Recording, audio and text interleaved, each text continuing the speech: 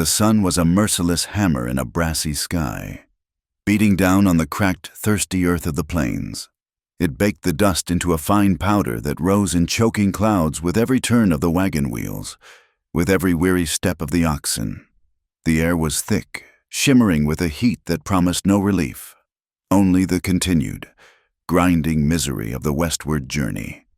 Beside them, the Trinity River moved as if in a slumber, its brown water sluggish and warm, offering a vision of coolness that was a lie. The wagon train, a serpent of canvas and wood, creaked and groaned its way along the riverbank. It was a self-contained world of tired men, hardened women, and children whose cries had long been baked into silence by the relentless sun.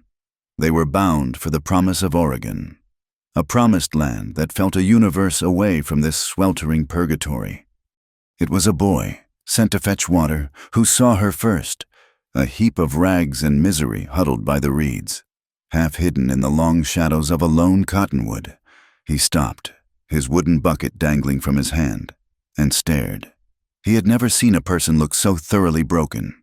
He ran back, not with the bucket, but with the news. Soon, heads began to turn. Faces peered from beneath sweat-stained bonnets and the brims of dusty hats. Eliza, for that was her name, though it felt like it belonged to someone else now, someone who had lived a different life, did not look up. She kept her knees drawn to her chest, her arms wrapped tight around them, as if she could physically hold the shattered pieces of herself together. Her dress, once a respectable calico, was torn at the shoulder and hem, smeared with the dirt of the trail. Her hair, a cascade of dark chestnut, was a tangled mess, unbound and filled with bits of leaf and twig, but it was her face that told the truest story. Her eyes were swollen nearly shut, puffy and red from a well of tears that had finally run dry. Her cheeks were streaked with the clean paths those tears had carved through the grime. The train slowed, a ripple of curiosity and suspicion passing through its length. They saw not a soul in distress, but a problem, a complication, a stain on the righteous, difficult path they had forged for themselves. The whispers started, carried on the hot, still air like poison spores. They came from the women, their faces pinched with a particular kind of piety that left no room for compassion. "Look at the state of her," one murmured to another, her voice a dry rustle. "Cast out, I'd wager, by a man." "Surely," her companion replied, nodding with grim satisfaction. "That's the only way a woman ends up like that. Ruined." The word hung in the air. Asterisk, ruined, asterisk. It was a brand, an invisible mark seared onto her skin that they could all see. She was a fallen woman, a creature of shame, and in the harsh calculus of survival in the West, shame was a weight no one could afford to carry. It was more dangerous than fever, more deadly than a dry well. Eliza felt their eyes on her like stones. The shame, a hot and suffocating blanket, was worse than the hunger gnawing at her belly or the thirst that made her tongue feel thick and clumsy in her mouth. Slowly, painfully, she forced her limbs to move. She staggered to her feet, swaying with a weakness that was bone deep. She took a halting step toward the nearest wagon, her hand outstretched in a silent plea. "Please," she rasped, her voice a stranger's, cracked and raw. Just to the next town. I can work, I can cook, I can mend." The man on the wagon seat, a farmer with a face like sun-baked leather, looked away from her, staring resolutely at the rump of his ox. It was his wife who answered. She leaned out, her face a mask of stern disapproval. "We have no room for your kind here," she said, her voice as sharp and cold as a winter frost. "We're decent folk. Move on."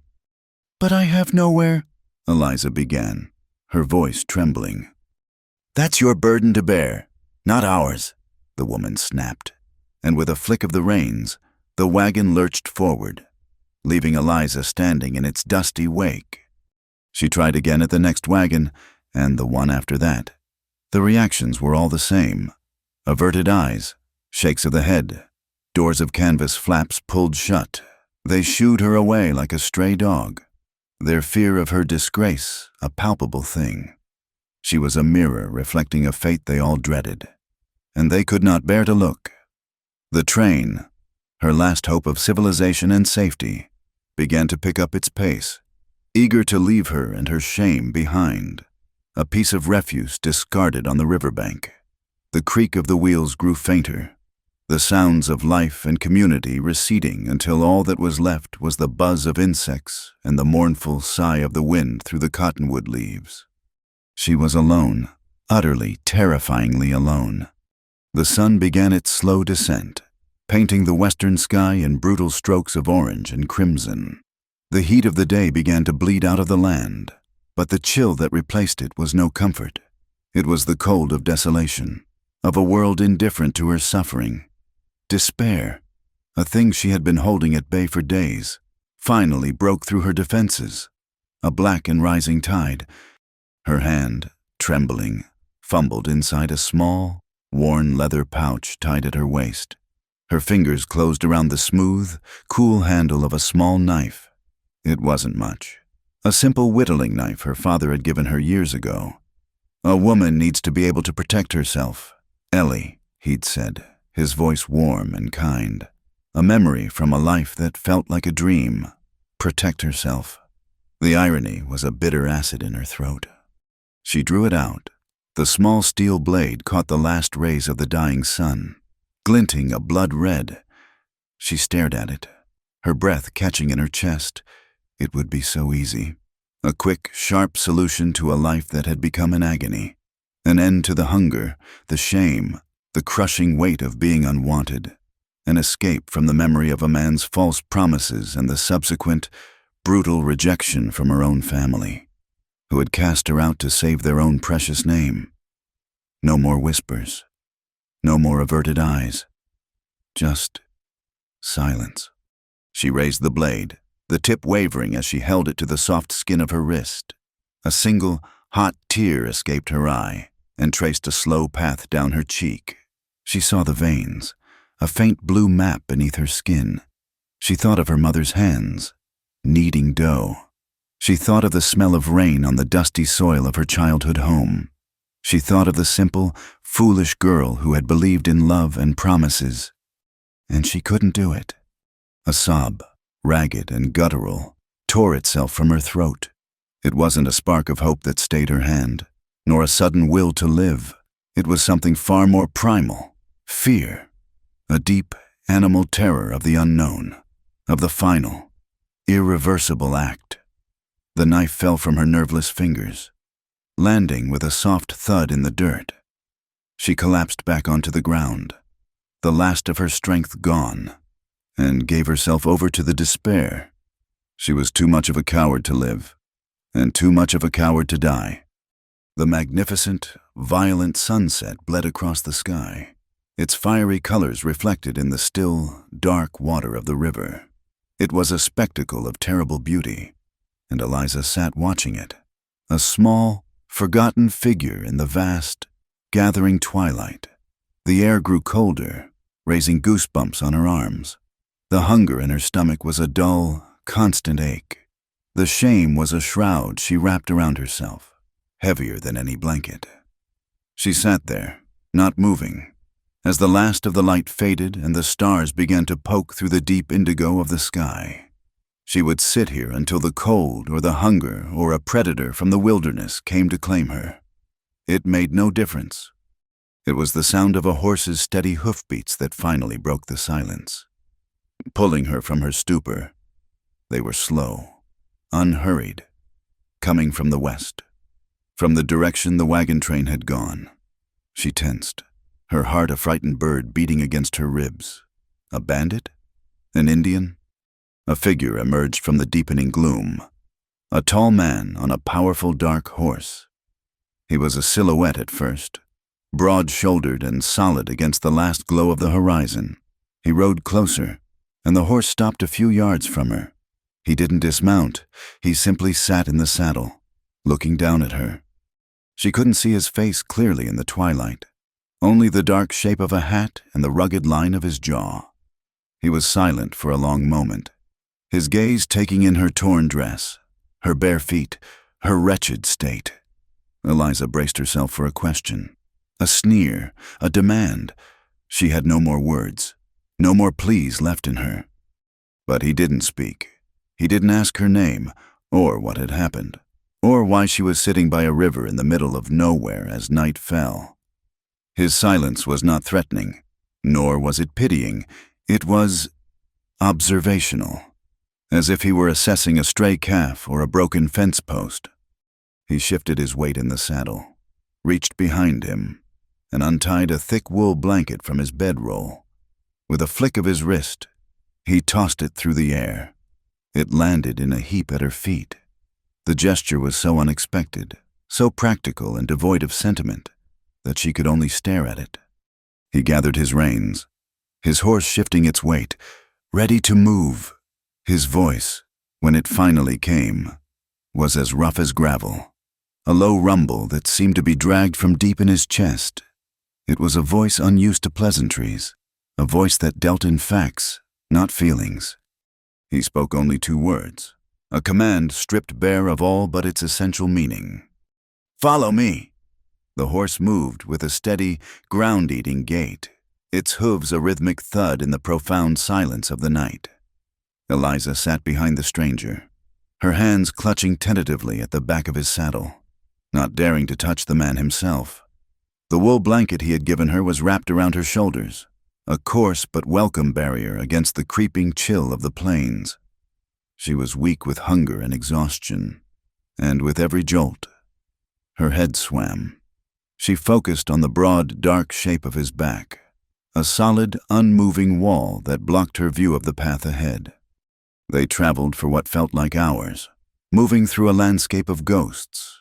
The moon, a cold silver coin in the inky sky, bleached the color from the world, revealing a panorama of cracked earth, skeletal bushes, and grass that had been burned yellow by the unforgiving sun.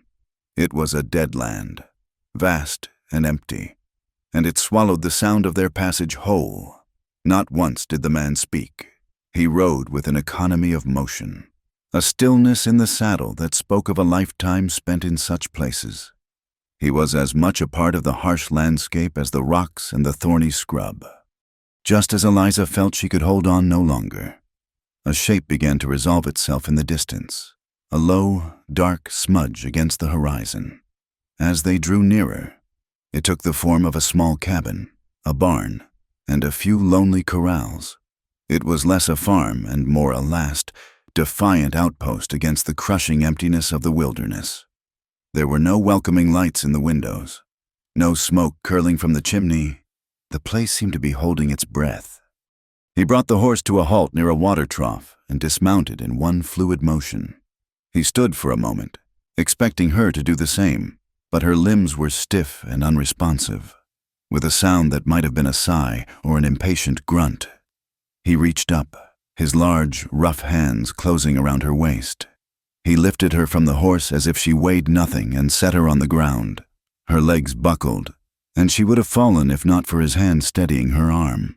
His touch was firm, impersonal, and he released her the instant she found her footing.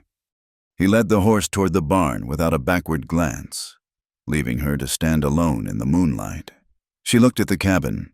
It was small, built of rough-hewn logs chinked with mud, sturdy and unadorned. It looked like the man himself, severe, silent, and solitary.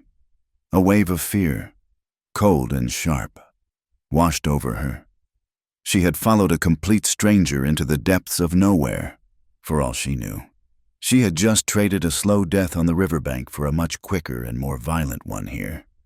He emerged from the barn, his silhouette moving with a purpose that made her feel useless and out of place.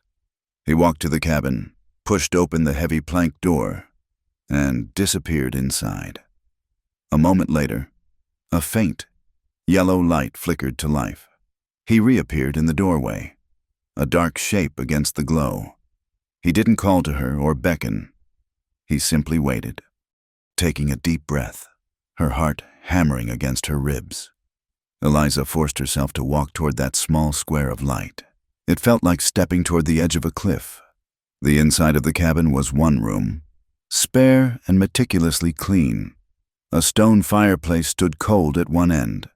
A simple wooden table with 2 chairs sat in the center. A bed, neatly made, occupied one corner, and a collection of iron pots and pans hung from hooks near the hearth. There were no curtains on the single window, no rug on the packed earth floor, no pictures or decorations of any kind. It was the dwelling of a man who took no comfort from his surroundings, who asked for nothing from the world but shelter. He gestured toward the table. On it sat a tin plate with a hunk of dried venison and a hard biscuit, alongside a dipper full of water. It was the most beautiful sight she had ever seen. She fell into the chair, her hands trembling as she reached for the food, and ate with a desperate, animal hunger, not caring that she was little better than a savage. He watched her, his face unreadable in the flickering lamplight. She saw him clearly for the first time now. His face was weathered, carved with lines of sun and hardship. His eyes were a pale, washed-out blue, and they held a deep, unshakable stillness. He was a man who looked at the world and found nothing in it to be surprised by. And she saw the scars. A thin, white line that ran from just below his ear down his neck, disappearing into the collar of his shirt. Another, older and more ragged, traced a path across the back of his right hand. They were marks of a hard life, of violence survived. When she had finished, scraping the last crumbs from the plate, he finally spoke. His voice was the same low gravel she'd heard by the river. "I need a woman," he stated, not as a proposition, but as a fact, like saying the well is low or winter is coming. Eliza froze, the tin dipper halfway to her lips. This was it, the payment. Her body went rigid, her shame and fear coiling in her stomach. He seemed to read her thoughts, a flicker of something, annoyance, perhaps, crossing his face. "Not for the usual reasons," he continued, his tone flat.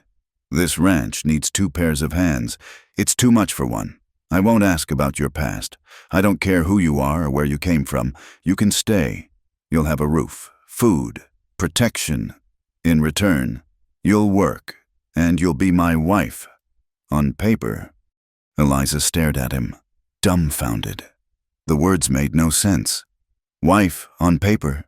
Her mind, sluggish from exhaustion and hunger, struggled to grasp his meaning. She had expected a crude demand, a violation. She had not expected a contract. "Why?" she whispered, the single word all she could manage. "I told you why. I need help. A single woman here is prey. A married woman is respected, or at least left alone. The circuit judge comes through twice a year. We file the papers. You take my name. You live here. You work. That's the arrangement." It was the coldest, most bizarre proposal a person could make. There was no hint of affection, no pretense of courtship. It was a business transaction for mutual survival. He was offering her a name, a shield against the very society that had cast her out. And in return, her life, her labor, her freedom. But what freedom did she have? The freedom to starve by a river? The freedom to be hunted by men who saw her as nothing more than a plaything? She looked at his hard, unsmiling face. There was no kindness in it, but there was no deceit either. He was exactly what he appeared to be, a man as hard as the land he lived on. It was a terrible choice, and it was no choice at all. "Yes," she said, her voice barely audible. "I accept." He gave a single, sharp nod, as if a deal had been struck over a head of cattle. The matter was settled. He pointed to a simple cot in the corner, which she hadn't noticed before. It had a thin mattress and a single, folded blanket. "That's yours," he said. Then he turned, went to his own bed, and lay down, fully clothed, pulling a blanket over himself. Within minutes, the sound of his slow, deep breathing filled the small cabin. The days that followed were a blur of aching muscles and quiet desperation. Eliza learned that the man's name was Silas. He never offered it. She saw it carved into the handle of a wood axe. Her new life was a litany of hard labor she was utterly unprepared for. The first time she tried to help him cook, she burned the salt pork to a blackened crisp and made coffee that was little more than brownish water.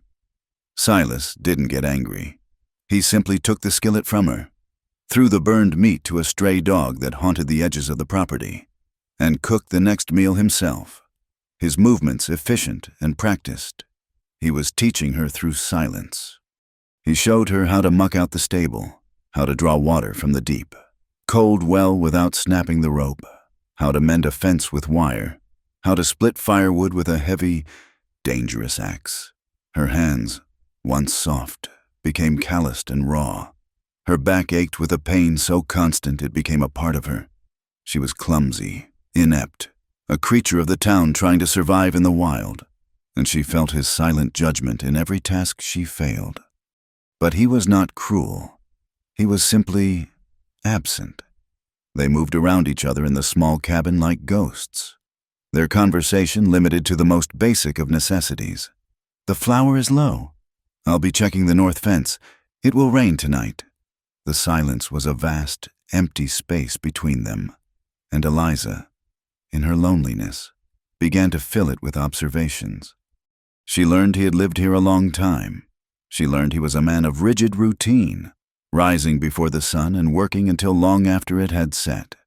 And slowly, she began to uncover the story he would not tell. One afternoon, while sweeping the cabin, she found a small, carved wooden bird, its paint faded, tucked away on a high shelf. It was a child's toy.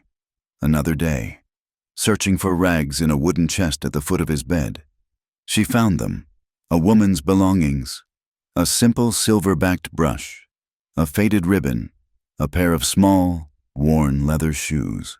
They were tucked in the bottom, beneath spare blankets, like a secret sorrow.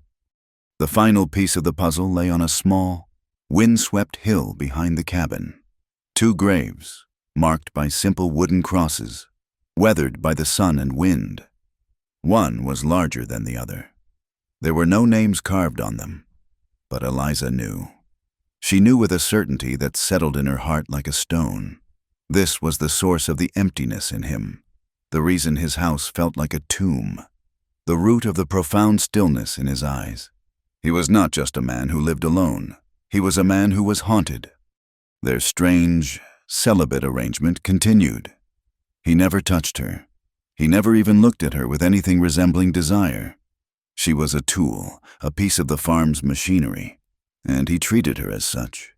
She took to sleeping on the covered porch, unable to bear the suffocating silence inside the cabin with him.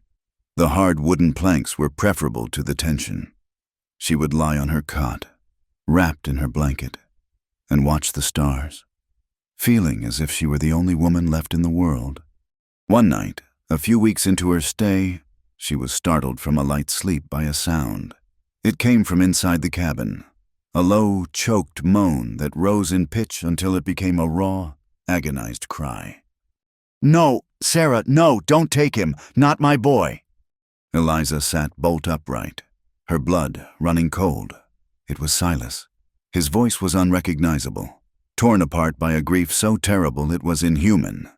He was caught in the grips of a nightmare, reliving a horror she could only guess at. "Ben, my little Ben, come back!" The words devolved into heart-wrenching sobs, the sounds of a man whose soul was being ripped from his body. She lay frozen on her cot, listening to the sounds of his private hell. Her fear of this harsh, silent man evaporated, replaced by a sudden, aching wave of understanding. The wall of silence he lived behind was not built of anger or coldness. It was built of grief. He was not empty. He was hollowed out. She thought of her own shame, her own loss. They were different wounds, hers born of disgrace and his of tragedy. But they were wounds nonetheless. They were 2 broken people, living under the same roof, separated by a thin wooden wall and an ocean of unspoken pain. The crying eventually subsided, replaced by a ragged, exhausted silence. Eliza didn't move. She lay awake for the rest of the night, staring into the darkness, and for the first time since she'd been left by the river, She didn't feel entirely alone. The need for supplies was what finally drove her out of the sanctuary of the farm. The flour sack was nearly empty. The coffee tin held only dust, and the salt was a gritty film at the bottom of its box. Silas, his face set in its usual grim lines, had been working since dawn to repair a section of fence trampled by wild mustangs. He'd simply handed her a small leather pouch with a few coins and a list written in a surprisingly neat, blocky script. "Go to town," he'd said. "Harmony Creek. Follow the South Trail. Don't dally." It wasn't a request. It was an order and a test. Eliza's heart had seized with a familiar dread. Town meant people. People meant eyes and whispers and judgment. But to refuse would be to admit she was a prisoner, not a partner in this strange arrangement. So she had saddled the calmer of their 2 horses, a gentle mare named Daisy, and ridden toward the place whose name was a cruel joke. Harmony Creek was little more than a single, dusty street gasping for breath under the noon sun. A general store, a church with a leaning steeple, a blacksmith's forge ringing with the rhythmic clang of a hammer, and a saloon whose bat-winged doors seemed to inhale and exhale the town's weary secrets. As she dismounted and tied Daisy to the hitching post outside the store, she felt it instantly, the change in the atmosphere. Conversations on the boardwalk faltered, heads turned, eyes, narrowed and assessing, followed her every move. She was an anomaly, a stranger, and news in a place like this traveled faster than a prairie fire. She kept her gaze fixed on the ground, her bonnet hiding her face as she pushed open the door to the store. A bell jingled, announcing her arrival. The interior was a cool, dim cavern smelling of pickles, kerosene, and bolts of calico. A few women were gathered near the counter, their chatter ceasing the moment she stepped inside. Eliza could feel their collective stare, sharp and probing. She walked quietly to the counter, her list clutched in her damp hand, and waited for the storekeeper, a balding man with a weary face, to acknowledge her. The whispers began behind her, just loud enough to be heard. "That's her, the one Silas Blackwood brought in. Picked her off the riverbank. Martha says, like a piece of stray laundry. More like a stray cat, and you know what they carry." A cruel titter of laughter followed. Eliza's face burned with a heat that had nothing to do with the sun. She felt like a bug under a magnifying glass, every flaw and failing exposed and scorched by their contempt. This was the wagon train all over again. But worse. Here, they knew her name, or rather, they knew his, and had attached her to it like a shameful footnote. She gave her list to the storekeeper, her voice a reedy whisper. As he moved about, gathering her items, an older woman detached herself from the gossiping group and approached her. She was tall and stout, dressed in a severe black dress that seemed to absorb all the light in the room. Her face was a roadmap of disapproving lines, her eyes small and hard as pebbles. This was Mrs. Gable, the wife of the town's land assessor and its self-appointed moral authority. "You're the woman staying out at the Blackwood place," she stated, her voice carrying across the silent store. It was not a question. Eliza could only nod, her throat too tight for words. "Mrs." Gable looked her up and down, a slow, deliberate inspection that made Eliza feel as if she were being assessed for rot. "I knew Sarah Blackwood. She was a good, God-fearing woman, the heart of this community. What happened to her and that poor child was a tragedy beyond measure." She paused, letting her words hang in the air. "This town has long memories, girl. We remember our own." Her gaze hardened. "We also know what to make of a woman who appears from nowhere, ragged and ruined, and begs a grieving man to take her in. A man who hasn't set foot in the church since he put his family in the ground." The accusation was as clear as it was venomous. She was not just an outsider. She was a parasite, feeding on a good man's grief. She was the harlot who had bewitched the widower. "It wasn't like that," Eliza managed to choke out, the words tasting like ash. "Mrs." Gable gave a short, ugly laugh. "It is always like that with your kind." She leaned closer, her voice dropping to a low, menacing hiss that was somehow more terrifying than a shout. She pointed a stiff, accusatory finger, its tip stopping just an inch from Eliza's face. "You listen to me. You may have fooled a man lost in his own sorrow, but you do not fool us. You have no place here. Your kind has no place in a decent town. You are not welcome. You will never be welcome." The storekeeper returned with her supplies, placing them on the counter with a quiet thud. He wouldn't meet her eyes. No one would. The store was a room full of judges, and she had already been condemned. Her hands trembled so violently she could barely count out the coins. She grabbed the sack of provisions, her face a mask of burning shame, and fled from the store without a word. The ride back was a blind, desperate flight. Tears streamed down her face, blurring the harsh landscape into a smear of brown and yellow. "Mrs." Gable's words echoed in her mind. "Your kind has no place here. No place, no place." She had been cast out by her family, ignored by the wagon train, and now, condemned by this town. She was a ghost, a phantom of a person with no home, no name of her own, no place in the world to stand. When she reached the farm, she didn't go to the cabin. She half fell from Daisy's back, leaving the horse to stand, reins trailing in the dust, and stumbled into the cool, hay-scented dimness of the barn. She collapsed onto a pile of clean straw in an empty stall, the rough sack of supplies falling beside her. And there, in the quiet company of the animals, she finally let go. The sobs that racked her body were not the quiet tears of a sorrowful woman. They were the ragged, hopeless sounds of an animal caught in a trap, a deep, primal wailing that came from the very core of her brokenness. She wept for the girl she had been, for the woman she had become, and for the utter, crushing loneliness that was her only constant companion. She didn't know how long she cried, but eventually, a shadow fell over the entrance to the stall. She looked up through her tear-blurred vision to see Silas standing there. He was holding a piece of tack, a bridle with a broken strap. He didn't speak. He didn't ask what was wrong. He simply watched her for a long moment, his face the same unreadable mask it always was. Eliza tensed, expecting him to be angry about the horse, about her abandoning the supplies. She expected a sharp word, a grunt of disapproval. Instead, he reached into his pocket and pulled out a clean, folded handkerchief. He held it out to her. It was a simple, stark white square against his calloused, scarred hand. She hesitated, then took it.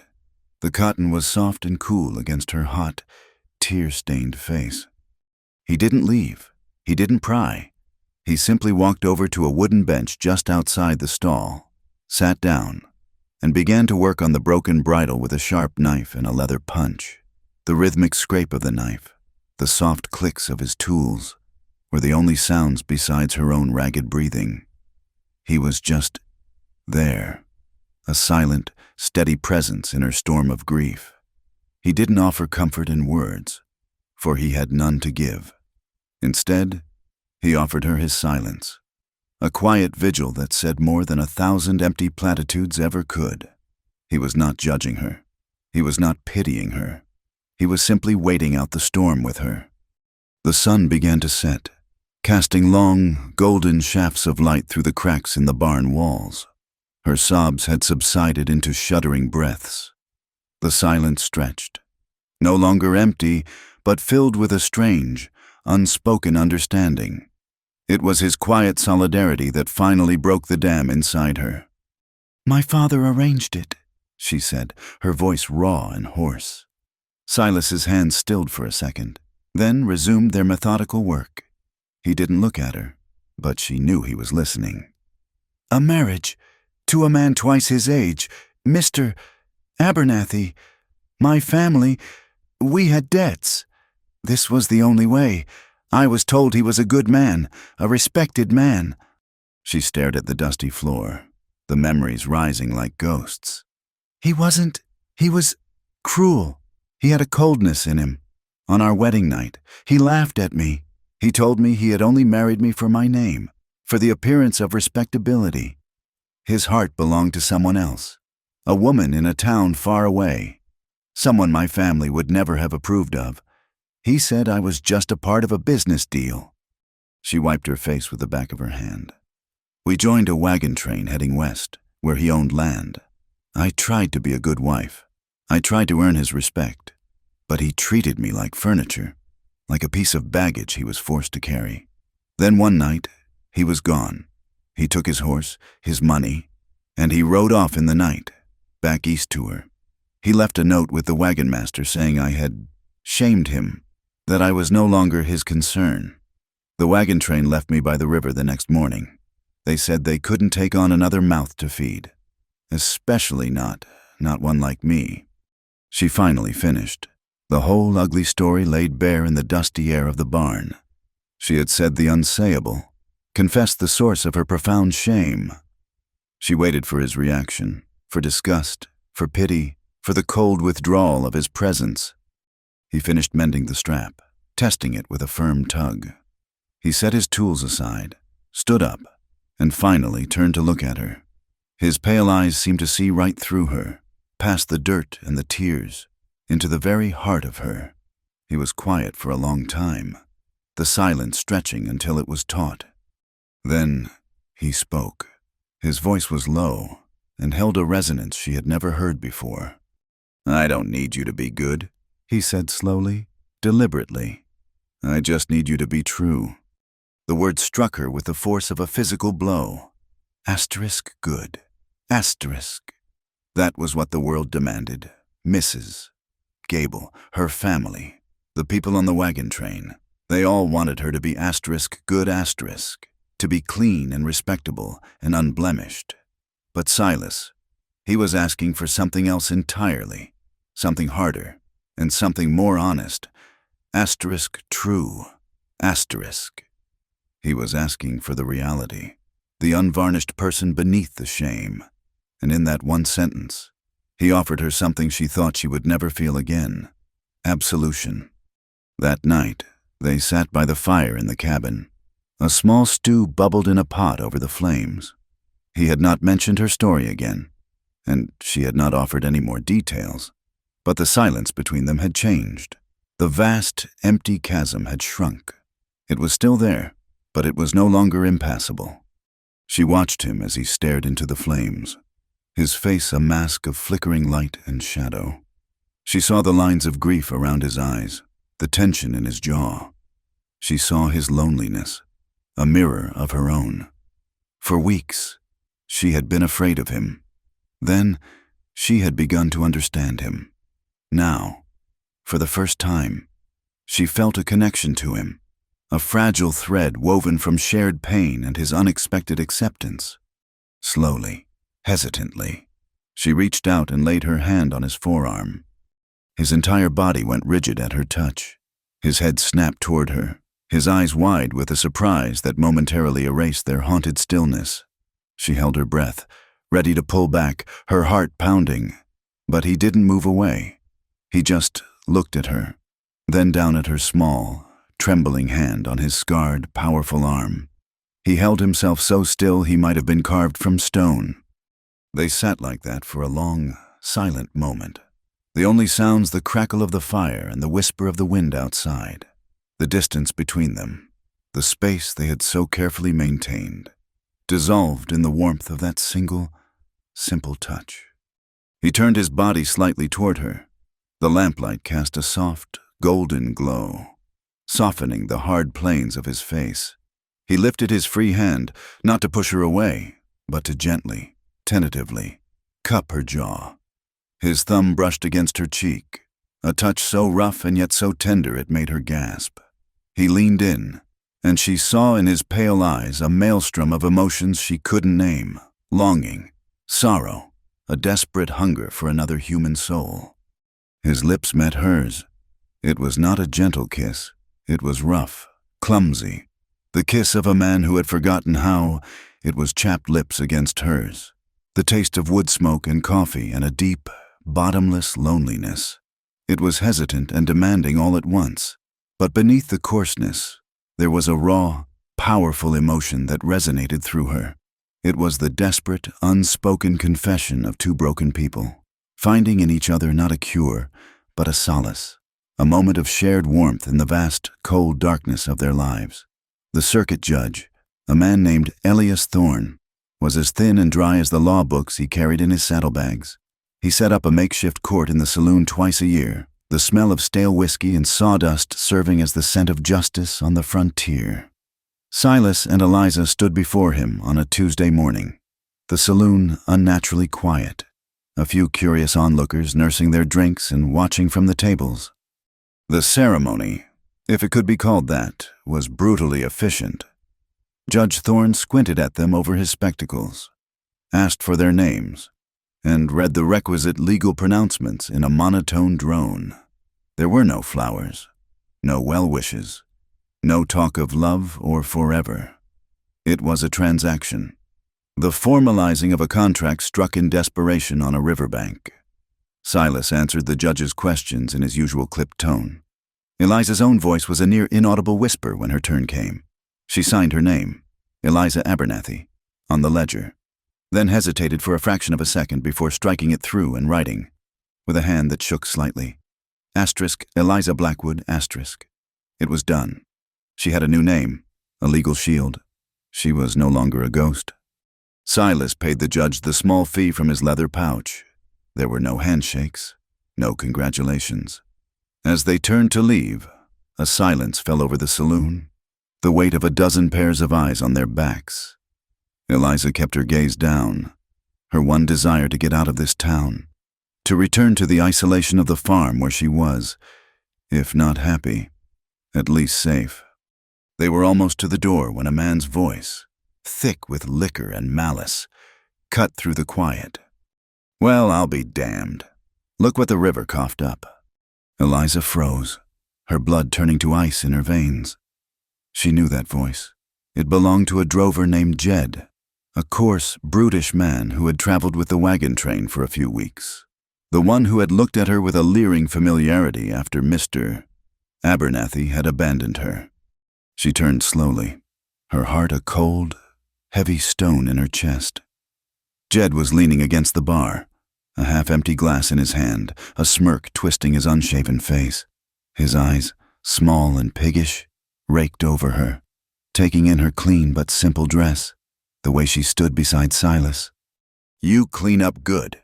I'll give you that," he said, his voice loud enough for everyone in the saloon to hear. He pushed himself off the bar and took a swaggering step toward them. "You're a clever one, ain't you? Landed on your feet right quick. Found yourself a new meal ticket, have you? This poor cowboy know what he's getting. Know he's taking on another man's leavings?" The world seemed to shrink to the space of that filthy saloon floor. The air was thick with humiliation. Every fear Eliza had, every insecurity that haunted her waking moments, had just been given a voice. She saw Mrs. Gable's sneer in the eyes of the other patrons. She felt their judgment settle on her like a physical weight. Her face was chalk white, all the air knocked from her lungs. She couldn't speak, couldn't move. She was once again the girl by the river, exposed and shamed. She glanced at Silas, expecting to see disgust, anger, the cold confirmation that she was, indeed, a burden he had foolishly taken on. But the look on his face was something else entirely. It wasn't the slow burn of anger she might have expected. It was a sudden, terrifying stillness. The haunted look in his eyes was gone, replaced by something flat and cold and dangerous. All the life and pain in his face seemed to drain away, leaving only a mask of stone. He didn't say a word. He didn't look at Jed. He looked at Eliza, at her stricken face, and in that instant, something inside him seemed to snap. Before Jed could utter another word, Silas moved. It was not the clumsy movement of an angry farmer, but a motion of shocking speed and economy. He took one step forward and his fist shot out, connecting with Jed's jaw with a sickening crack that echoed in the silent room. Jed's smirk vanished, replaced by a look of stunned disbelief. His eyes rolled back in his head, and he crumpled to the floorboards in a boneless heap, landing in a cloud of sawdust. The saloon was utterly silent. No one moved. No one even seemed to breathe. Silas stood over the unconscious man for a second, his chest rising and falling, his hands clenched into white-knuckled fists. Then, without a glance at the body on the floor, he turned. His hand shot out and clamped around Eliza's wrist, and he pulled her out of the saloon, out into the blinding, indifferent sunlight. The ride back to the farm was a long, torturous silence. The air between them crackled with unspoken things. Eliza, huddled on the back of the horse, could feel the rigid tension in Silas's body, the anger radiating from him in waves. But it was a different anger from the one that had felled Jed. This was cold and contained, and it was directed, she was sure, at her. The shame from the saloon had followed her, clinging to her skin, and now it filled the space between them, a poisonous fog. When they reached the cabin, he dismounted and lifted her down with the same impersonal strength as always. But this time, his touch felt brittle, harsh. He began unsaddling his horse with violent, jerky movements, pulling the straps so tight the leather groaned. Eliza stood uselessly in the yard, wringing her hands. "Silas," she began, her voice trembling. He whipped around to face her, and for the first time, she saw him truly furious. His pale eyes were blazing, his face a thunderous mask. "Who was he?" he demanded, his voice low and tight. "His name is Jed. He was with the wagon train for a time." "The one that left you?" She nodded, unable to speak past the lump in her throat. "And what did he mean?" Silas took a step closer, his large frame seeming to block out the sun. Another man's leavings. What did he mean by that? Eliza? The dam of her composure broke. Tears of shame and fear streamed down her face. "I'm sorry," she sobbed, the words tumbling out in a torrent of misery. "I'm so sorry. I've brought you nothing but this. I've shamed you. I've made you a fool in front of the whole town. Mrs. Gable was right. I'm a burden. I've brought my disgrace to your door." She expected him to agree, to finally tell her to leave, to cast her out just as everyone else had. Instead, his face grew even darker, his anger twisting into something she didn't understand. "Damn your shame," he roared, and the force of it made her flinch. "To hell with Mrs. Gable and the whole town. Do you think I care what a drunk like Jed says? Do you think I give a damn about any of them?" He took another step, cornering her against the side of the cabin. He wasn't yelling anymore. His voice had dropped to a dangerous, shaking whisper. "You didn't tell me." She looked at him, confused. "Tell you what, I told you everything, in the barn." "No," he hissed. "You told me a story. You didn't tell me there were people who knew it. You didn't tell me it could walk into a saloon and spit in our faces. You let me stand there like a fool, completely blind. Why? Did you not trust me?" The question hung between them, more devastating than any blow. Trust. He wasn't angry about her past. He was angry that she hadn't trusted him with its present-day consequences. He was angry that she had held a piece of herself back, that she had faced the town alone in her mind, never believing he would stand with her. The kiss by the fire, the fragile connection they had forged, suddenly felt like a lie. "It's not my story to force on you," she whispered, her tears falling faster. "It's my shame to carry." "It became my story when I put my name next to yours in that book," he said, his voice raw with a pain that went deeper than anger. He stared at her for a long, hard moment, the fury in his eyes slowly being replaced by a profound, weary sadness. Then he turned his back on her, walked to the far side of the yard, and began to chop firewood with a violent, relentless rhythm, each strike of the axe a punctuation mark to their broken conversation. That night, the cabin was colder than it had ever been. They ate in silence, the space at the small table a yawning chasm. When it was time for bed, Eliza went to her cot on the porch, but Silas's voice stopped her. "Sleep inside," he said, his back to her. It wasn't an invitation. It was a command, as if he couldn't bear the sight of her retreating. She lay on the small cot in the corner, and he lay on his bed, the width of the room an impassable gulf between them. They lay with their backs to each other, two solitary islands in a sea of silent resentment and misunderstanding.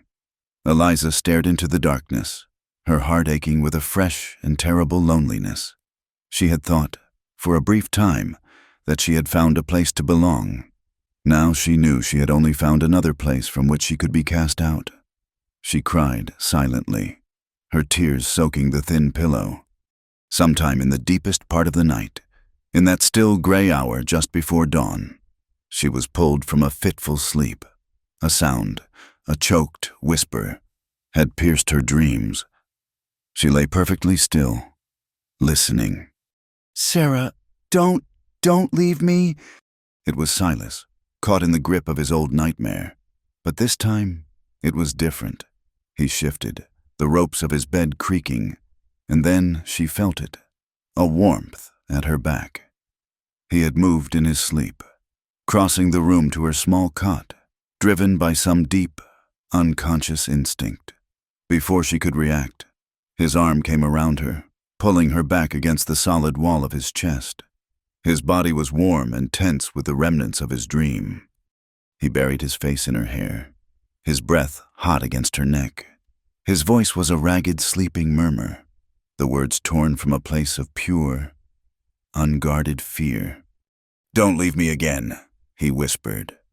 The words, not meant for her, yet meant for her entirely, shattered the last of her defenses. He wasn't dreaming of his wife. He was dreaming of his deepest terror.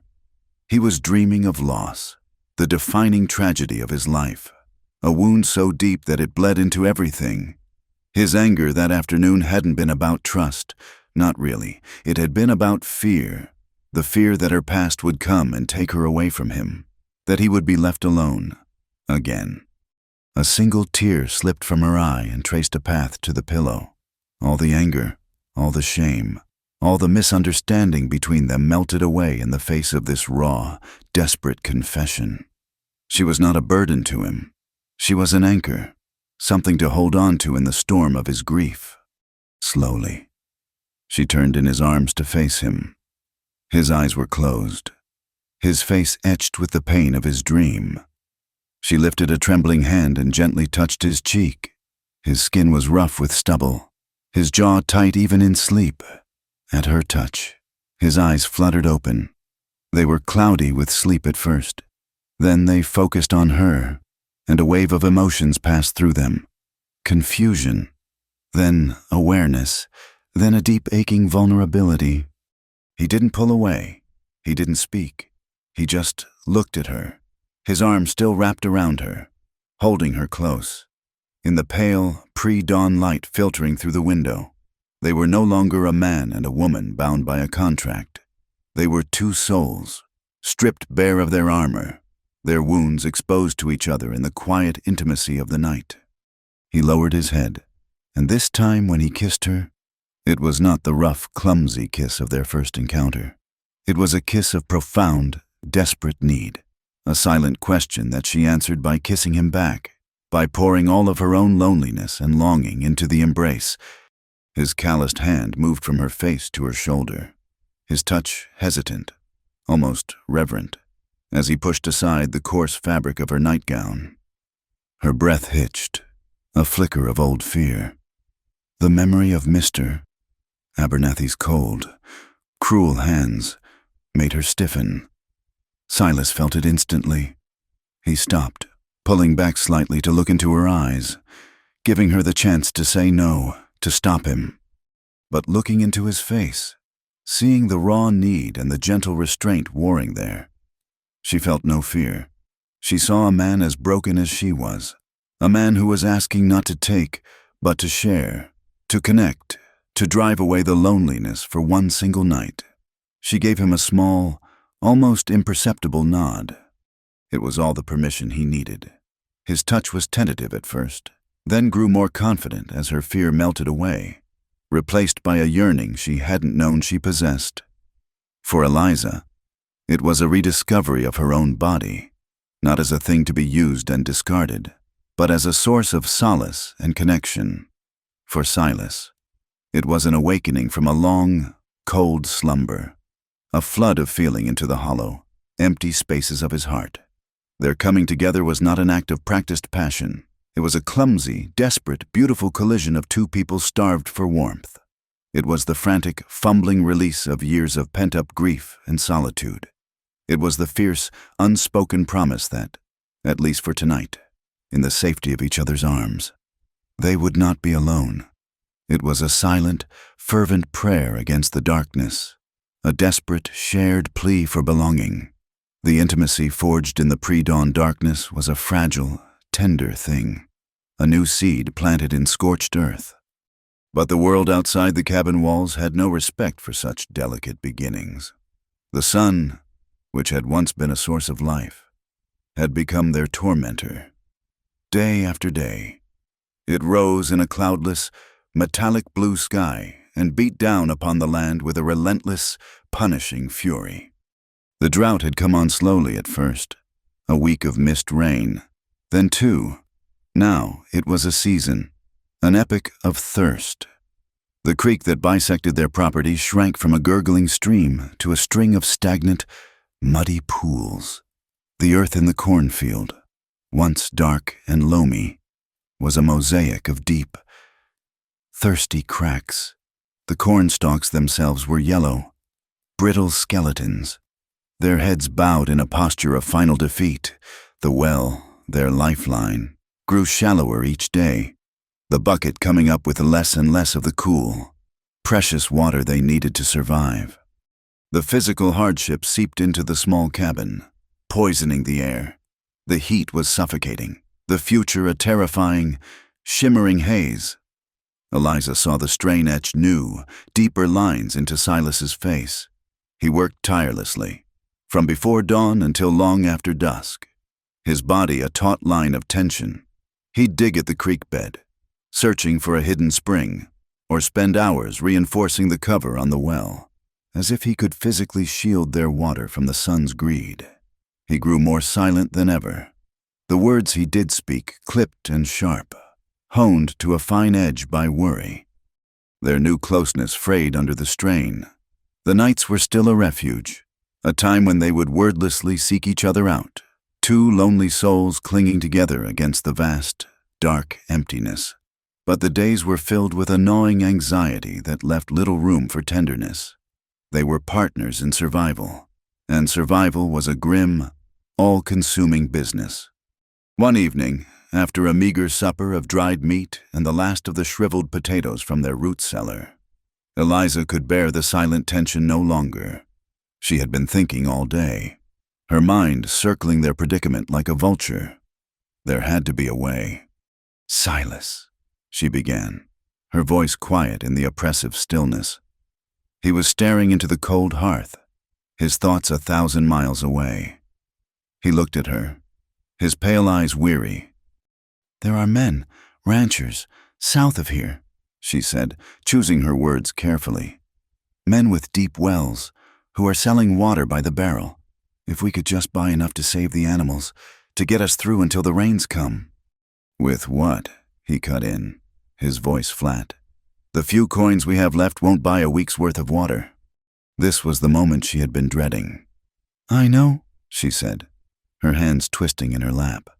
"But I was cleaning the chest at the foot of your bed the other day. There are things in there, a silver-backed brush and mirror, a small music box with a porcelain ballerina. They are fine things. Silas, they would fetch a good price in town. Enough for the water, more than enough." The change in him was instantaneous and terrifying. The weariness in his face vanished, replaced by a cold, hard fury that turned his features to stone. He stood up from the table so abruptly his chair scraped back with a jarring screech.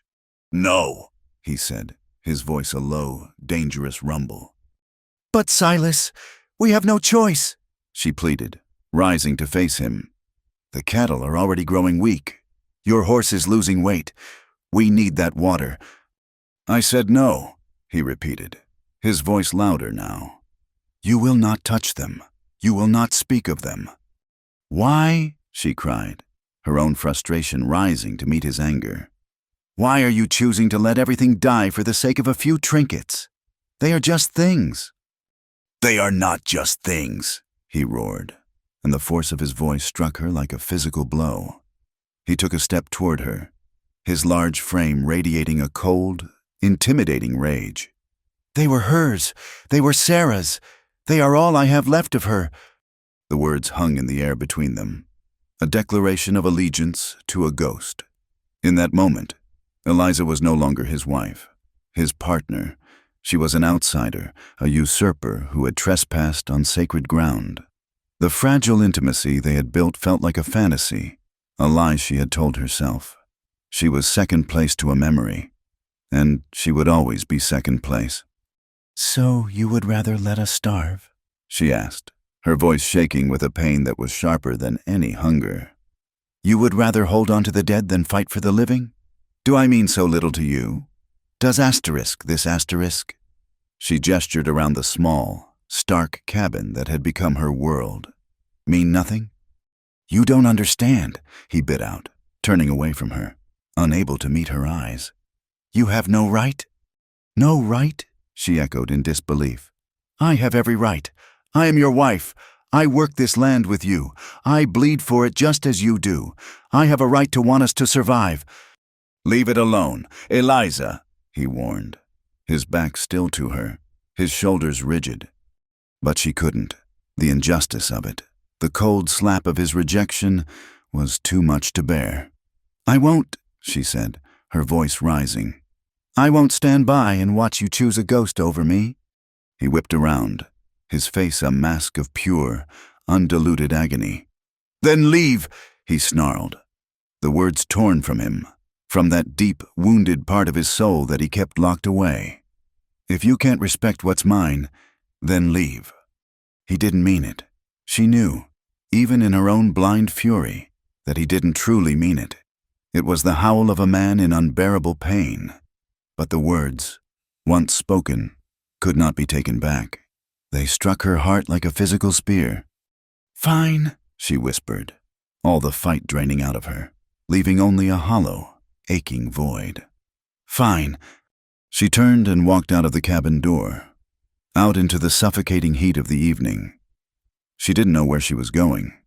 She didn't care. She just walked, away from the cabin, away from the man who had saved her only to break her, away from the ghost she could not fight. She walked blindly, her feet carrying her past the withered cornfield, past the dry creek bed, and into the rocky, untamed wilderness that bordered their land. The sun began to set, but she didn't notice. The air began to cool, but she didn't feel it. She just kept moving, stumbling over rocks and pushing through thorny scrub, her mind a maelstrom of hurt and anger. She was running, not from Silas, but from the crushing realization that she might never have a place where she truly belonged. Back at the cabin, Silas stood frozen in the center of the room, the echo of his own cruel words ringing in his ears. The anger drained away as quickly as it had come, replaced by a cold, sickening dread. Asterisk leave. Asterisk. He had told her to leave, the one person who had breached the walls of his grief, the one person who had made him feel something other than the crushing weight of loss. And he had driven her away. He bolted out the door, his heart hammering against his ribs. "Eliza!" he yelled, his voice raw. The only answer was the chirping of crickets and the sigh of the wind. He saw her footprints in the thick dust, leading away from the farm, away from safety, away from him. Panic, cold and absolute, seized him. He began to run, following the trail of her small, desperate feet. Eliza had wandered for miles, her flight fueled by a pain so deep it left no room for thought. She found herself in the Badlands, a treacherous landscape of canyons and steep, rocky slopes. She scrambled up a ridge, seeking, she didn't know what, a vantage point, an escape. Her foot came down on a patch of loose shale. It slid out from under her with a sickening crunch. For a heart-stopping moment, she windmilled her arms, fighting for balance on the precipice. Then, with a small cry of surprise, she was falling. She tumbled down the rocky incline, her body hitting the ground with brutal force. A searing, white-hot pain exploded in her left leg. Her head struck a rock, and the world dissolved into a brief, brilliant flash of stars. And then, mercifully, into nothing at all. Silas found her tracks leading into the Badlands, and his blood ran cold. This was no place to be after dark, injured or lost. He pushed himself harder, his woodsman's eyes scanning the ground, his ears straining for any sound. He called her name until his throat was raw, the sound swallowed by the vast, indifferent landscape. He followed her trail to the edge of the ridge and saw the signs of her fall, the disturbed shale, the broken branches. He peered down into the gloom and saw a crumpled shape at the bottom. His heart stopped. He scrambled down the slope, his own safety an afterthought, his movements reckless with fear. She was lying in a heap, her body twisted at an unnatural angle.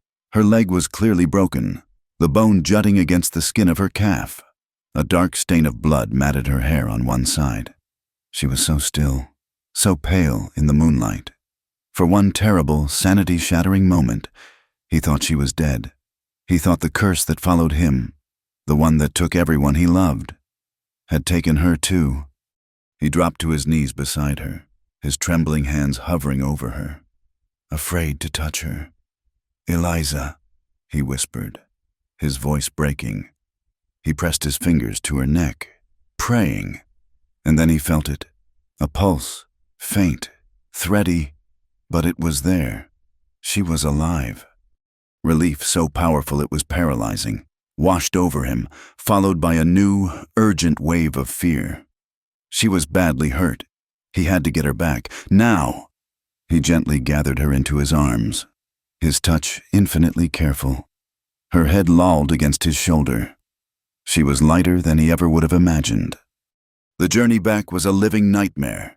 He had to climb the treacherous slope carrying her, his muscles screaming with effort, his mind a frantic litany of prayers.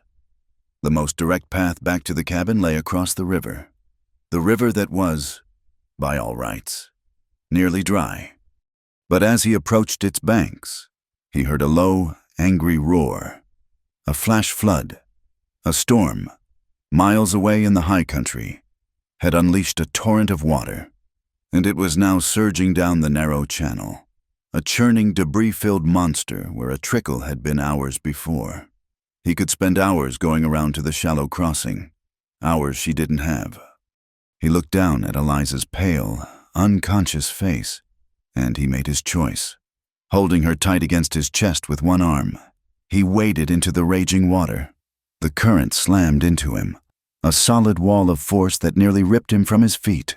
The water was freezing, and it rose quickly to his chest, then his shoulders. A log slammed into his side, and he gasped, nearly losing his grip on Eliza. He went under, the dark water closing over his head, pulling him down. For a moment, he thought, this is it, this is how it ends. But then the image of Sarah and Ben, their faces pale with fever, flashed in his mind, followed by the image of Eliza, her face alight with laughter just 2 days ago when a clumsy calf had headbutted a bucket of milk onto her. He would not lose her. He would not. With a surge of primal strength, he fought his way back to the surface, sputtering and choking. His arm clamped around Eliza like a vice. He fought the river with everything he had, his legs churning, his free arm clawing for purchase. It was a battle not just against the water, but against his own fate, against the cruel God who had taken everything from him. Finally, his feet found purchase on the muddy bank of the other side. He dragged them both out of the water, collapsing onto the ground, his lungs burning, his body trembling with exhaustion and cold. He crawled to where Eliza lay, pushing the wet hair from her face. He was an animal, acting on pure, desperate instinct. He gathered her into his arms again, cradling her head in his lap. And then the walls he had so carefully constructed around his heart for years, the walls that had survived the death of his wife and his son, finally, utterly, crumbled into dust. Tears, hot and unstoppable, streamed down his face, mixing with the river water that dripped from his hair. He rocked her gently, his body shaking with great, racking sobs. "No," he wept, the words torn from the deepest, most broken part of him. He pressed his face into her hair, his voice a ragged confession to her unconscious form. "I've lost enough. I've lost enough. Don't make me lose you. Too, Eliza, please, I can't lose you. Too." It was the sound of his voice, that raw, agonizing plea, that pierced the fog of her unconsciousness. Her eyelids fluttered. The world swam back into focus as a swirl of pain and darkness, with his face, wet with tears and contorted with grief, floating above her. She saw his pain, and she understood. He wasn't choosing a ghost. He was terrified of creating a new one. A tear slipped from the corner of her own eye, tracing a path through the grime on her cheek. Her lips parted, and she whispered his name. "Silas." He looked down, his eyes widening as he saw she was awake. "I don't want to leave you," she whispered, her voice barely a breath. "I don't want to leave you." A sound, half sob, half laugh, escaped his lips. He lowered his head until his forehead rested against hers. The setting sun, which had been their enemy for so long, broke through the clouds on the horizon, bathing them in a final, brilliant explosion of crimson and gold. The wind picked up, whipping their wet hair around their faces as they clung to each other. Two survivors, washed up on the shore of their own private hell, having finally, irrevocably, chosen to save each other. The first sign of change was the sky, after months of a relentless, pale blue glare. A flotilla of bruised purple clouds gathered on the western horizon. The air, once searing and dry, grew heavy and thick with a smell she had almost forgotten. The clean, electric scent of coming rain. That night, the drought broke. It came not as a gentle shower, but as a deluge, a biblical torrent that hammered on the cabin roof and turned the cracked, dusty earth into a sea of churning mud. Silas and Eliza stood on the covered porch, watching the heavens unleash the salvation they had prayed for. The storm was washing the world clean. Eliza's recovery was slow and painful. Silas, with a surprisingly steady hand, had set her broken leg, splinting it with straight branches and strips of clean linen. In the weeks that followed, he became her reluctant, yet fiercely dedicated nurse. He, who was so used to perpetual motion, learned a new kind of stillness. He would carry her from the bed to a chair by the window, bring her bowls of broth and spoon-feed her when the pain made her too weak to lift her own hand. His movements were clumsy, his touch unpracticed in tenderness, but his devotion was absolute. Confined to the cabin, they learned a new language, one spoken in the quiet spaces between words. He would sit for hours by her side, mending tack or sharpening tools, his silent presence a comforting anchor. Sometimes, he would read to her from the only book he owned, a worn copy of an almanac, his low voice a steady rumble as he recited facts about crop rotation and the phases of the moon. And in this forced stillness, something new grew between them. The desperate, clinging need born of survival began to transform into a quiet, steady affection, as deep and nourishing as the rain now soaking into the thirsty earth.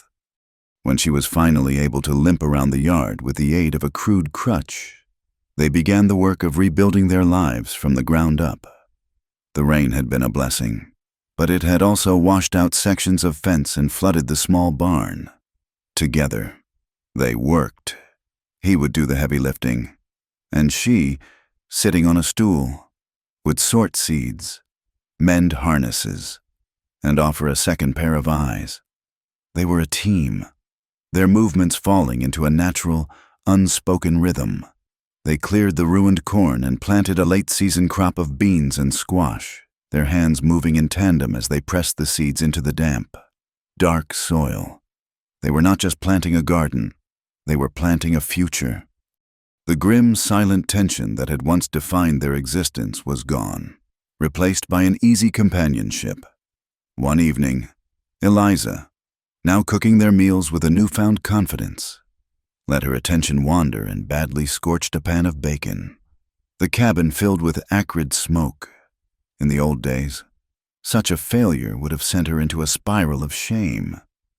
Silas would have met it with stony silence. This time, as she fanned the smoke out the door with her apron, coughing and laughing, Silas came up behind her, a wide, unaccustomed grin spreading across his face. "I reckon that bacon's dead and gone to hell," he said, the rare sound of his laughter a warm, wonderful thing. She leaned back against him, still laughing. "It would seem so." He reached around her, plucked a blackened strip from the pan, and took a crunchy bite.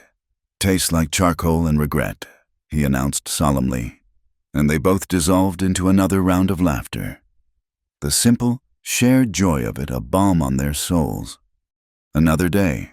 A warm afternoon shower rolled in, a gentle, cleansing rain that smelled of wet earth and new life. Eliza was in the yard, feeding the chickens. Silas was splitting wood. When the first fat drops began to fall, he stopped, turning his face up to the sky. Eliza watched him, a slow smile spreading across her face. On impulse, she dropped the feed sack and walked out into the middle of the yard, tilting her own head back, letting the cool water run down her face, plastering her hair to her scalp, and soaking her dress. Silas watched her for a moment, a look of profound wonder in his eyes. Then he dropped his axe, and with 2 long strides, he was there with her. He took her in his arms, and they stood in the downpour, laughing like children. The rain washed away the dust of the trail, the grime of the fields, the memory of the drought. It was a baptism, a renewal. He spun her around, her feet leaving the ground, and for the first time, Eliza felt not just safe, not just content, but truly, deliriously happy. It was this newfound peace that gave her the strength to finally face her own past. One quiet evening, by the soft glow of the oil lamp, she sat at the table with a pen and a precious sheet of paper. Silas sat across from her, watching her, his presence a silent encouragement. She wrote a letter to her parents. She didn't fill it with accusations or pleas for forgiveness. She simply told them that she was alive, that she was safe, and that she was married to a good man. She told them she had found a home. She wrote not for them, but for herself. When she was finished, she folded the paper and sealed it with a drop of wax. She did not expect a reply, and for the first time, she realized she did not need one. Her past was a story that was over. She had a new one now. A few nights later, as a cool evening breeze rustled the leaves of the cottonwood trees, Silas took her hand. "Come with me," he said, his voice quiet.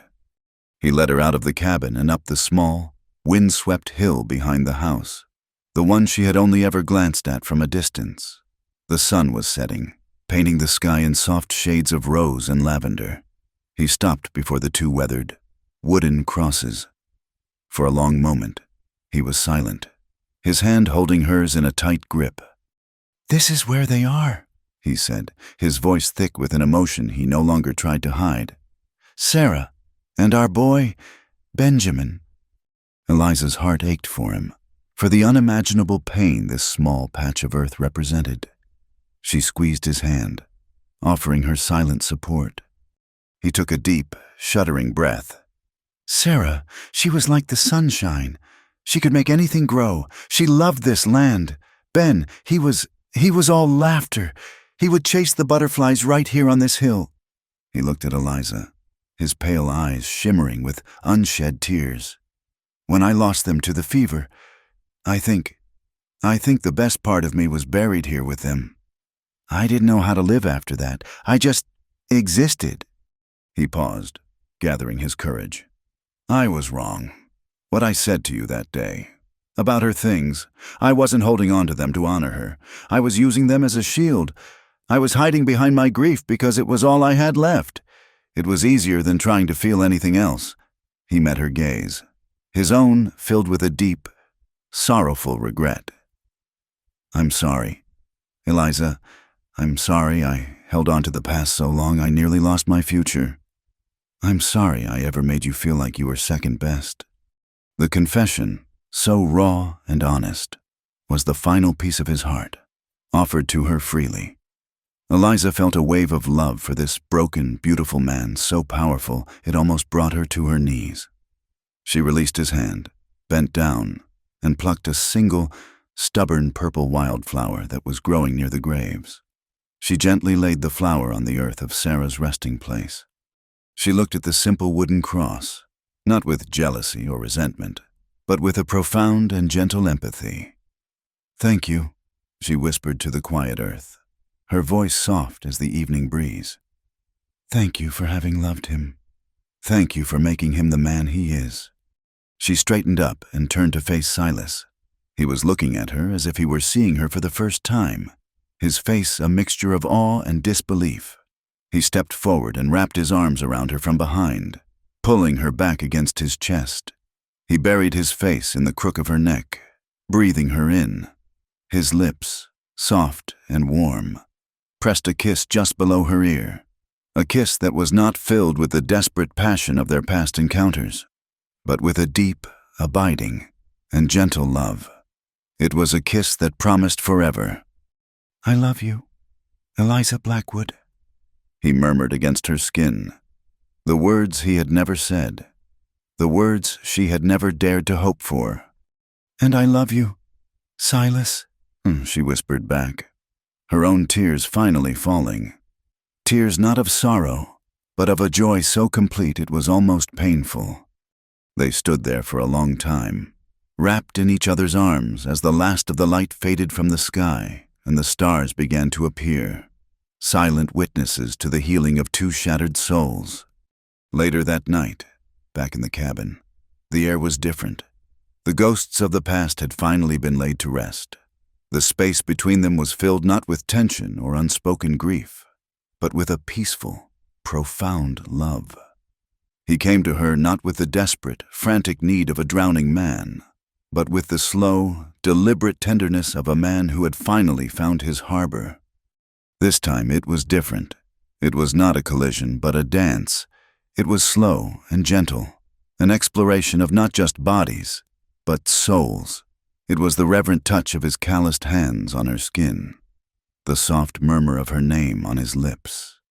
It was the way he looked at her in the soft lamplight, his eyes filled with a love so pure and powerful it took her breath away. There was no more shame, no more fear. There was only the quiet, beautiful truth of their love. It was an act of creation, a silent vow exchanged in the stillness of the night. It was not the desperate coming together of two people escaping loneliness, but the sacred, gentle union of two people who had finally, truly found their home in each other. It was a promise of 1,000 sunrises, of a lifetime of shared laughter and quiet companionship. It was the beginning of everything. The peace they had fought so hard to build was a fragile thing in a hard land. It lasted through a season of growth, a time of quiet healing and shared labor. Their new crops, nurtured by the rains and their tireless hands, grew strong and green. The farm, once a place of stark survival, began to feel like a home, filled with the murmur of their conversation and the echo of their shared laughter. But their happiness was a private, isolated thing, an island in a sea of local resentment, and the tide of that resentment was about to turn. It began one sweltering afternoon, with the arrival of a half-dozen riders. They were not friendly visitors. Eliza saw them from the porch, a cloud of dust on the horizon that resolved into a grim-faced delegation from Harmony Creek. At their head rode Mr. Gable, the land assessor, his face set in the same hard, pious lines as his wife's. Silas came out of the barn, wiping his hands on a rag, and stood beside her. His body was relaxed, but his eyes were sharp, missing nothing. He put a steadying hand on the small of her back. The men reined in their horses at the edge of the yard, their expressions a mixture of aggression and self-righteousness. They didn't dismount. "Blackwood," Gable called out, his voice carrying an official, condescending tone. "We've come on behalf of the town. We have a problem." "If you've got business with me, Gable, you can get down off your horse and state it plainly," Silas replied, his voice calm and even. Gable's eyes narrowed. He swung himself down from his saddle, the other men following his lead. They moved with a swaggering purpose, fanning out as if to surround the small cabin. "It's about the creek," Gable said, gesturing toward the green, thriving fields. "Trinity Creek is public water. You have no right to dam it and divert it all for yourself. The ranchers downstream are complaining their herds are going thirsty while you're growing fat." Silas's expression didn't change. "I haven't dammed anything. I've run a simple irrigation ditch, which I'm entitled to do. The deed to this land, signed and filed by the territory, grants me rights to the water that passes through it. You, of all people, should know that. Gable, you assessed it yourself 10 years ago." A murmur went through the other men. Gable's face flushed a dull red. He hadn't expected Silas to be so direct, so prepared. "Deeds can be re-examined," he snapped. "Especially when a man starts acting against the interests of the community." "Against the interests of your pocket, you mean," Silas said, his voice dangerously soft. "I know you've been buying up the grazing land downstream. A dry creek would let you get it for pennies on the dollar." The truth of the accusation hung in the hot, still air, but this was never about water or land deeds. One of the other men, a rancher with a mean, pinched face, took a step forward and pointed a trembling finger, not at Silas, but at Eliza. "This is the real problem," he spat. "He was a good neighbor until she came along. A woman like that, she puts notions in a man's head, makes him lose his senses, turn his back on his own kind for her benefit." With a sudden, violent kick, the man shattered a section of the new fence that Eliza had spent a week helping to build. The sound of the splitting wood was like a gunshot. Before Eliza could even flinch, Silas moved. He didn't reach for the shotgun that was just inside the cabin door. He simply stepped in front of her. Placing his body between her and the angry men, he was no longer the silent, grieving man who hid from the world. He was a husband, a protector, and his presence was as solid and unmovable as the granite hills. "You've said your piece, Gable," Silas said, his voice a low growl that held more menace than any shout. His eyes, cold and pale as a winter sky, were fixed on the land assessor. "You've trespassed on my property.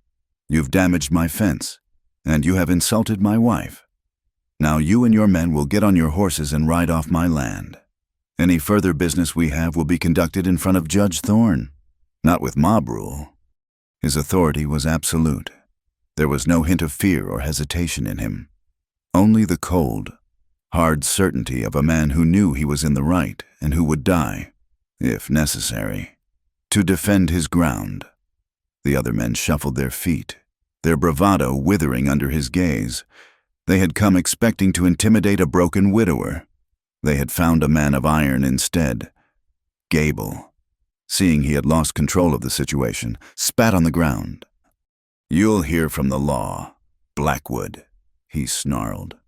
"We'll see how proud you are when the whole territory knows the kind of trash you've brought into our town." He mounted his horse, and the others followed, casting hateful glances back at Eliza as they rode away. The trial was a spectacle. The entire town of Harmony Creek packed into the saloon, their faces a gallery of hostile curiosity. They were not there to see justice done. They were there to see the outcasts, Silas and Eliza, be publicly humiliated and brought to ruin. Mr. Gable, acting as the town's advocate, presented a case built on half-truths and outright lies, waving maps and citing obscure water ordinances. But his true target was not Silas's irrigation ditch. It was Eliza's character. He called Jed, the drunken drover Silas had knocked out, to the stand. Jed, his face still bruised, spun a lurid tale of Eliza's abandonment, painting her as a scheming, immoral woman who had been cast off for her wickedness. He spoke of her unnatural influence over men, his words dripping with a vile insinuation that made Eliza's stomach clench. Every eye in the room turned to her, their gazes filled with contempt and a smug, self-satisfied judgment. She could feel the familiar heat of shame rising in her cheeks, the old impulse to shrink, to disappear, to run. But then she looked at Silas. He sat beside her at the defendant's table, his back straight, his attention focused on Judge Thorne. He did not look at Jed. He did not look at the jeering faces in the crowd. He simply reached over and placed his large, calloused hand over hers. His touch was warm and steady. It was not a gesture of pity, but of solidarity. It said, "Asterisk, I am here. We are in this together." And in that simple, powerful touch, Eliza found her strength. When it was her turn to testify, a hush fell over the room. As she walked to the witness stand, she could hear the whispers, the snickers. The word harlot hissed from a dark corner. She sat down, her hands folded in her lap to still their trembling, and faced the sea of hostile faces. She saw Mrs. Gable in the front row, her face a mask of triumph. Gable approached her, a cruel smirk on his lips. "Mrs. Blackwood," he began, drawing her new name out with mocking emphasis. "Is it not true that you were found, destitute and alone, by the Trinity River? That you had been abandoned by your legal husband and cast out by your traveling companions?" Eliza took a breath. She did not look at Gable. She looked out at the people of the town, meeting their hard stares without flinching. "Yes," she said, her voice clear and steady, ringing with a truth that silenced the whispers. "That is true." Gable blinked, taken aback by her directness. "And is it not true," he pressed, "that you arrived in our community with no name, no reputation, and no means of support, and that you attached yourself to a lonely, grieving man?" "No," she said, her voice gaining strength. "That is not true." She turned her gaze to Silas, and a soft, genuine smile touched her lips. "Your version of the story is wrong." She turned back to the crowd. "You all look at me and you see what you want to see. You see a ruined woman, a sinner, a piece of trash the river washed up. And perhaps, by your standards, you are right. When I was left by that river, I had lost everything. My family, my name, my hope. I believed I was no better than the dirt I was sitting on. I was less than nothing." Her eyes swept the room, and for the first time, some of the faces before her lost their smugness, replaced by a flicker of uncomfortable curiosity. "I was ready to die," she continued, her voice dropping to a near whisper, yet carrying to every corner of the room. "And then this man," she turned in her chair, pointing a resolute hand toward Silas. "This man you accuse of stealing water. This man you say I have tricked and poisoned with my wickedness. He found me, and he did not see a sinner. He did not see a harlot. He saw a human being who was cold and hungry and alone. He gave me his blanket when I had none. He gave me food when I was starving. He offered me the protection of his home and his name, and he asked for nothing in return."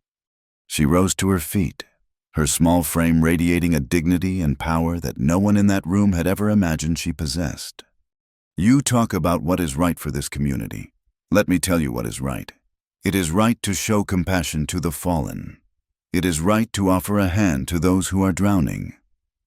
Silas Blackwood did not steal your water. He saved my life. He did not turn his back on his community. His community turned its back on the very principles of charity and decency it claims to uphold. He gave me a chance to be a person again, to work and to build a life. He gave me a home. He is my husband, and I am proud to be his wife." She sat down, her heart pounding, her speech finished. The saloon was utterly, profoundly silent. The townspeople were no longer looking at her with contempt. They were looking at her with a stunned, grudging respect. She had taken their ugliest accusations and turned them into a testament of a good man's character. She had not denied her past. She had owned it, and in doing so, she had robbed them of their power to shame her. The rest of the trial was a formality. Silas presented his land deed. Judge Thorne examined it, cleared his throat, and rendered his verdict. The case was dismissed. The land and the water rights belonged to Silas Blackwood, free and clear. They had won. But as they walked out of the saloon, the victory felt incomplete. The townspeople parted to let them pass, their faces sullen and averted. The legal judgment had been rendered, but the prejudice remained, a cold and permanent wall between them and the community. They had not won acceptance. They had simply won the right to be left alone. They rode home in silence, the setting sun at their backs. It was not the tense, angry silence of their past arguments, but a deep, peaceful quiet. They had faced the world together and had not been broken. They were outsiders. Yes, but they were no longer alone. They had their own community, a nation of two. As they dismounted in the yard, the farm seemed to welcome them, a sanctuary of peace and belonging. The air was cool, the crops stood tall, and the cabin glowed with the promise of warmth and safety. Silas turned to her, his face illuminated by the soft, golden light of dusk. His eyes were filled with an emotion she had never seen there before, a look of such profound tenderness and admiration it made her heart ache. He reached out and gently brushed a stray strand of hair from her face. He leaned in close, his voice a low, rough whisper meant only for her. "I've done a lot of things in my life. Eliza," he said, his thumb stroking her cheek. "I've built a farm, I've buried a family, I've fought a river. But I have never, ever been so proud as I was in that moment when I heard you call me your husband." The letter arrived with a traveling peddler, a man whose wagon was a chaotic treasure trove of tin pots, bolts of cloth, and gossip from 100 miles in every direction. He'd accepted the letter from a post rider in a town far to the east, promising to deliver it for the price of a hot meal. Eliza saw the familiar, elegant script of her mother's hand on the envelope and felt a jolt, as if a ghost had reached out and touched her. She took it with a trembling hand, thanking the peddler while Silas traded a sack of beans for a small bag of coffee. She didn't open it. She held it in her hands, the crisp paper a relic from a life that felt like it belonged to someone else. It was heavy, not with the weight of the paper inside, but with the weight of all the unspoken words, the years of duty and disappointment it represented. Silas saw the look on her face, the color draining from her cheeks. He finished his business, and as the peddler's wagon creaked away, he came to stand beside her on the porch. He didn't ask what it was or who it was from. He simply stood there, a quiet, solid presence, his shoulder nearly touching hers, a silent offer of strength. She waited until evening, after they had eaten, after the chores were done and the world had shrunk to the warm, intimate circle of light cast by their oil lamp. She finally broke the seal. Silas sat across from her, pretending to mend a piece of harness, but his hands were still, his attention entirely on her. The letter was long, filled with pages of justifications and sorrow. Her mother wrote of the shame the family had endured, of her father's fury and subsequent regret. She wrote of hearing, through a distant acquaintance who had been on that same wagon train, of Eliza's fate. She wrote of sleepless nights and prayers. And finally, she wrote the words Eliza had once thought she would die without hearing. Asterisk. "We were wrong. We are so sorry. Please forgive us. Your father is not well. He asks for you. Come home. My child, all is forgiven. Come home." Tears streamed down Eliza's face as she read, but they were not the tears of a heartbroken, abandoned daughter. They were the tears of a woman mourning a part of herself that was gone forever. The letter was a key to a door she no longer had any desire to open. The forgiveness it offered felt thin and brittle. A decade too late. The home it beckoned her to was no longer her home. She looked up from the pages, her eyes meeting Silas's across the table. He had not moved. His gaze was steady, filled with a quiet understanding. He was not afraid she would leave. He was simply waiting for her to choose her own path. Slowly, she folded the letter. She stood up, walked to the hearth, and knelt before the small, crackling fire. For a moment, she held the pages over the flames, the words of her past poised on the edge of oblivion. This was her final crossroad. She could cling to the hope of reclaiming a life that had cast her out, or she could fully embrace the new one she had built from the ashes. She let the letter go. The paper curled instantly, the edges turning black before the flames leaped up to consume the elegant script. She watched as her old name, her old life, her parents' tardy apology, all turned to weightless, gray ash, and drifted up the chimney into the vast, dark sky. She felt a profound sense of release, as if a chain she hadn't even realized she was dragging had finally been broken. Silas came to kneel beside her. He put his arm around her shoulders, pulling her close. They watched the last of the embers die down together. The past was gone. All that was left was the future, waiting for them in the quiet of the small cabin. A few days later, on a clear, bright morning with a sky so blue it hurt the eyes, Silas took her hand as they stood by the new fence. "That day in the saloon," he said, his voice low, "before Judge Thorne. It wasn't right. It was a piece of paper, not a promise. It wasn't for us." Eliza looked at him, her heart swelling. "No," she agreed softly. "It wasn't for us." "I want to make a promise to you," he said, his pale eyes intense and serious. "Not for a judge, or a town, or anyone else. Just for you. And for me." And so, they had their wedding. There were no guests, no preacher, no feast. Their only witnesses were the silent, ancient hills and the vast, endless sky. They walked hand in hand up to the small rise where Sarah and Benjamin were buried. It was not a place of sadness anymore, but a place of quiet continuity, of acknowledging that all the love and all the loss of their lives had brought them to this single, sacred moment. They wore their best clothes, simple and clean. Eliza had woven a few late-season wildflowers into her hair. Silas had shaved so close his jaw was smooth beneath her hand. They stood before the weathered crosses, not to replace the past, but to honor it as they stepped into their future. He took both of her hands in his. "Eliza," he began, his voice rough with emotion. "For years, my heart was a frozen thing, a locked room. I didn't think there was any spring left in the world. And then you came. You, with your own sorrow and your own strength. You walked into my winter and you made things grow again. You taught me that a heart can break and still learn to love. I promise to be your home. I promise to be your shield. I promise to stand between you and any storm. I promise to love you, and only you, for all the days of my life." Tears welled in Eliza's eyes as she looked at the face of this man who had been her savior, her partner, her friend, and now, her whole world. "Silas," she whispered, her voice trembling, "I came to you with nothing but shame and a broken spirit. I was a ghost. You looked at me, and you didn't see my past. You saw a person worth saving. You gave me your name, but more than that, you gave me back myself.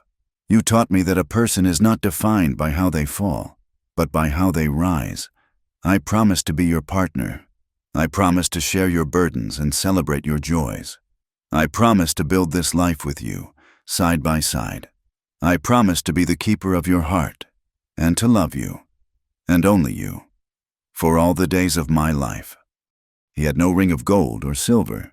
Instead, he reached down and carefully braided a few strands of tough, green prairie grass into a small circle. He slipped the simple, living ring onto her finger. It was a symbol of their life, of the land they loved, a promise not of permanence, but of constant, humble, beautiful growth. He leaned in and kissed her, a long, slow kiss that was both a solemn vow and a joyful celebration. The next day, they went down to the riverbank, not far from the spot where he had first found her. They carefully dug up a small, healthy cottonwood sapling. They carried it back to the farm and, together, they planted it in the yard, in a place where they could see it from the cabin window. Their hands worked in tandem, scooping out the earth, setting the young tree in place, and tamping the dark, rich soil around its roots. This tree was their promise, a living testament to their new beginning, a symbol of the life they would grow together. They were putting down roots, deep into the land that was finally, truly, their home. That night, they lay in each other's arms, the cabin quiet around them, the sound of the wind outside a gentle lullaby.